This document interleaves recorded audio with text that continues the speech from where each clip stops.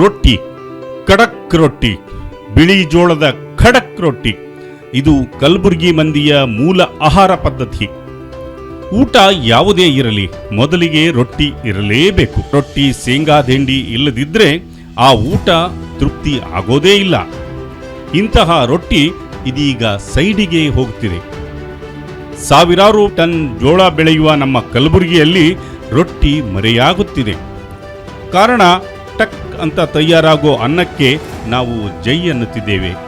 ಇದೆಲ್ಲದರ ಪರಿಣಾಮ 50% ಮಹಿಳೆಯರಲ್ಲಿ ರಕ್ತದ ಕೊರತೆ ಎದ್ದು ಕಾಣುತ್ತಿದೆ. ಹೀಗಂತ ಖುದ್ದು ಸರ್ಕಾರದ ವರದಿಯಲ್ಲಿ ಉಲ್ಲೇಖವಾಗಿದೆ.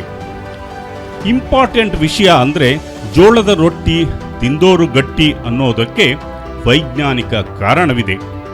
ಯಾಕೆಂದರೆ ರೊಟ್ಟಿಯಲ್ಲಿ ಗ್ಲುಕೋಸ್ ಹಾಗೂ ಬಿ ಕಾಂಪ್ಲೆಕ್ಸ್ ಅಂಶ ಹೇರಳವಾಗಿದೆ. ಹೀಗಾಗಿ ದೇಹಕ್ಕೆ ರೊಟ್ಟಿ ಎನರ್ಜಿ ಕೊಡುತ್ತದೆ. ಅದಕ್ಕಾಗಿ ರೊಟ್ಟಿಗೆ ಮಾರುಕಟ್ಟೆ ಒದಗಿಸಲು ಜಿಲ್ಲಾಡಳಿತ ಕಲಬುರಗಿ ರೊಟ್ಟಿ ಹೆಸರನ್ನೇ ಬ್ರ್ಯಾಂಡ್ ಮಾಡಲು ಮುಂದಾಗಿದೆ. ಈಗಾಗಲೇ ನೂರಾರು ಮಂದಿಗೆ ರೊಟ್ಟಿ ಯಂತ್ರಗಳನ್ನು ನೀಡಿ ಸ್ವಯಂ ಉದ್ಯೋಗ ಮಾಡಲು ಹೆಲ್ಪ್ ಮಾಡುತ್ತಿದೆ. ಜೋಳದ ರೊಟ್ಟಿಯ ಜೊತೆ ಸಜ್ಜೆ ರೊಟ್ಟಿಯಲ್ಲಿ ಕಬ್ಬಿಣಾಂಶ ಇರೋದರಿಂದ ಸಜ್ಜೆ ರೊಟ್ಟಿಗೆ ಜೊತೆಗೆ ಉಪ್ಪು, ಖಾರ, ಟೇಸ್ಟ್ ಹಾಕಿರೋ ದಪಾಟಿ, ಹೀಗೆ ವೆರೈಟಿ ರೊಟ್ಟಿಯನ್ನು ವಿದೇಶಕ್ಕೆ ತಲುಪಿಸಲು ನಮ್ಮ ಜಿಲ್ಲಾಡಳಿತ ಹೆಜ್ಜೆ ಇಟ್ಟಿದೆ.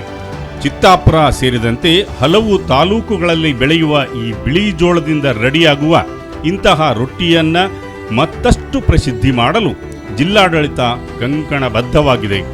ಹೀಗಾಗಿ ಈ ವಿಚಾರ ಬಿಸಿಲೂರ ಮಂದಿಗೆ ಸಖತ್ ಖುಷಿ ಕೊಟ್ಟಿದೆ.